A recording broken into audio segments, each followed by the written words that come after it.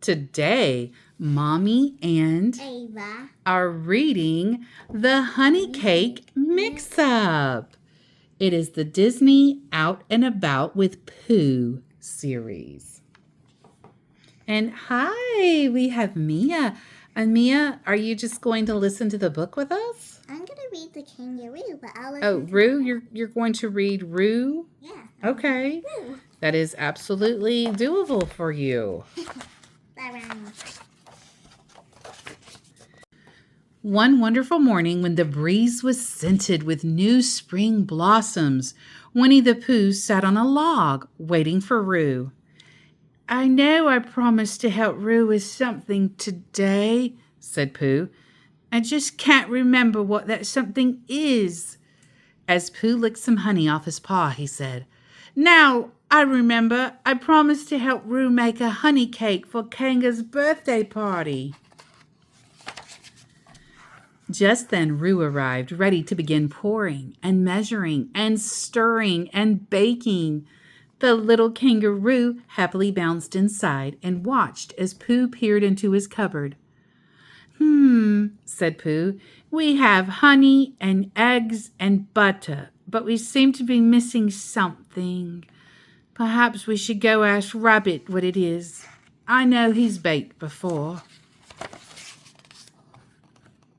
Goodness gracious, said Rabbit, looking in his cookbook. A honey cake is easy to make. All you need is honey, butter, eggs, baking soda, and flour. Ah, said Pooh, that's what we're missing, the flower. Pooh was sure that Rabbit meant the kind with petals and leaves. I give you the flour, said Rabbit. But I'm all out. That's all right, said Pooh. Roo and I can find it. Thank you for your help, Rabbit. And so Pooh strolled into the woods searching for the perfect flour for Kanga's cake. A little while later, they ran into Piglet. We're looking for a flower, announced Roo excitedly. So was I, said Piglet. And I found a whole bunch of them. He proudly held out a small bouquet. Would you mind showing us where they are? Pooh asked. Not at all, said Piglet. I'll even help you pick some. Oh. Pooh and Roo picked some flowers, then went to Pooh's house. Then they mixed them up with the eggs and butter and baking soda and honey and poured the batter into a cake pan. They put the pan in the oven, anxiously opening the door every few minutes to see if the cake was rising. It wasn't. Maybe we used the wrong flour, suggested Roo. I think you're right, Pooh agreed. And so the two friends headed out again to find a different flour for Kanga's cake. It seemed as if they looked at 100 different flowers. Roo especially liked some tiny yellow ones he saw in the grass. Those are buttercups, said Pooh.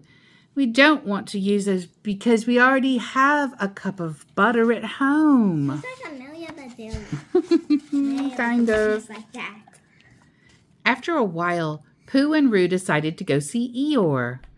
Oh, good, Eeyore said. Visitors. Or were you on your way to someplace else? No, said Pooh. We came to see you. We want to get your advice about something. You do, said Eeyore, surprised that anyone would want to ask his advice about anything. Such as what? Flowers, cried Roo. Thistles, actually, said Pooh. How do you think they would taste in a cake? I don't know, said Eeyore. Why don't you taste some for yourself? Eeyore led his friends to a small patch of purple thistles. But when Pooh bent down to pick a flower, he saw that it was covered with prickles. So don't pick it, please, and put it in a cake. Yes, he's imagining that that's going to look like that. Pooh said, Thistles are sort of prickly, don't you think? I suppose, said Eeyore, but the prickles would give your cake crunch.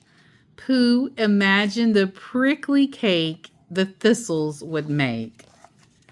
Not wanting to hurt Eeyore's feelings, Pooh said, "You know, Eeyore, this is such a lovely patch of thistles that you should have it all to yourself. Roo and I will find another patch, but thank you for all your help." At least he was nice to him. After they left Eeyore, Pooh and Roo bumped into Tigger. Or rather, Tigger bounced into them. "What you doing, Buddy Bear?" Tigger asked Pooh. "We're looking for the flour to put in Kanga's cake," exclaimed Pooh. "Do you know where we could find one?" Roo asked hopefully. "I know where you can find Tigger lilies," said Tigger. "Yeah." Pooh said, "You mean tiger lilies, don't you?"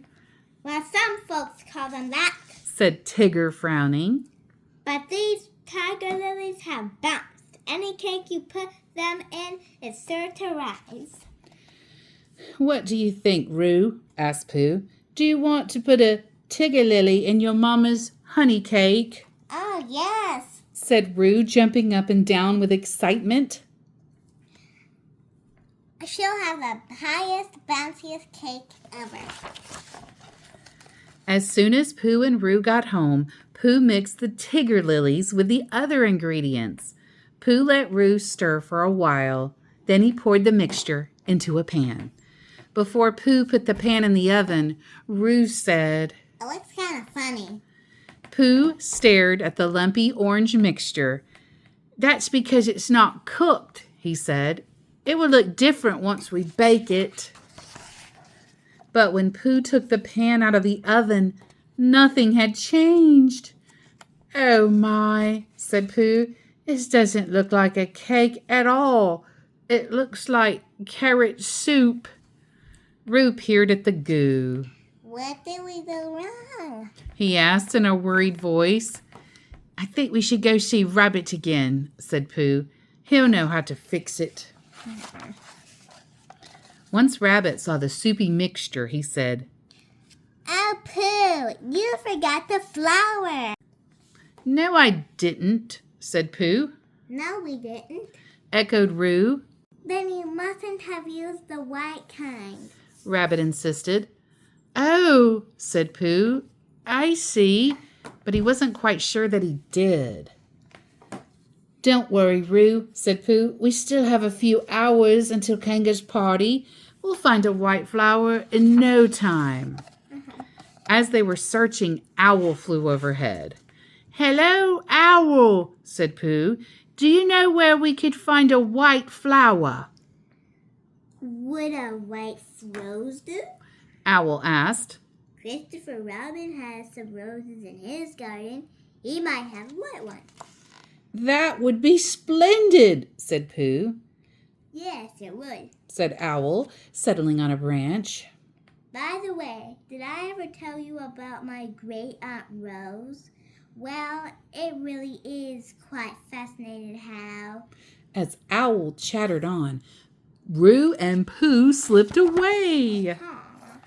A while later, they found Christopher Robin, who had been out back in his garden. "I was wondering," said Pooh, "do you have a white flour to put in Kanga's cake?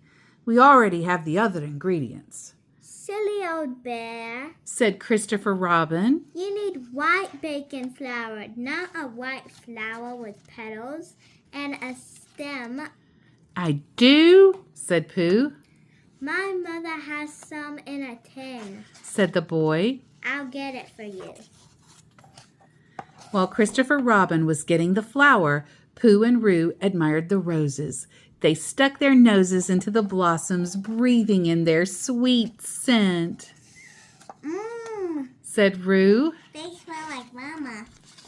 Soon Christopher Robin appeared with the tin. As Pooh stared at the white flour inside, Christopher Robin said, "It's easy to make a mistake, especially with words that sound the same." "You're right," said Pooh. "Flower and flower. No wonder I got confused."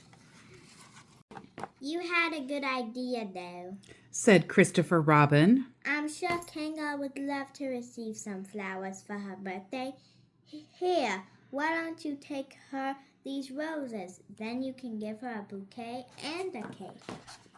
That afternoon, Pooh and Roo used the flour Christopher Robin had given them to make a wonderful, tall, golden honey cake. When Pooh took the cake out of the oven, Roo breathed deeply and said, It sure smells as good as a flower. "Oh, it sounds good, doesn't it?" Oh, look at the party. Everyone's here. Later that afternoon at the party in the woods, Roo gave the honey cake and the bouquet of roses to his mother. "Thank you, Roo," said Kanga. "What wonderful presents these are. And to think that you and Pooh made the cake all by yourselves. Why, you really are quite a pair." Even Owl came to the party. Everyone loves Owl. He's a smart. Pooh began to imagine himself and Roo as big green pears. He must have looked confused because Christopher Robin said, Not that kind of pear, Pooh. Kanga meant the kind of pear that means two. Pooh and Roo and Christopher Robin giggled just a little, then sat down to eat big, delicious slices of Kanga's honey cake with their friends. That looks so good. This honey cake looks delicious, and everybody gets frosting. a cherry on the top of the cake. Except me. The end. And thank you to Miss Mia, who was our guest reader. She read the part of Roo. Yay. Thank you, Mia. And also listen to the rest.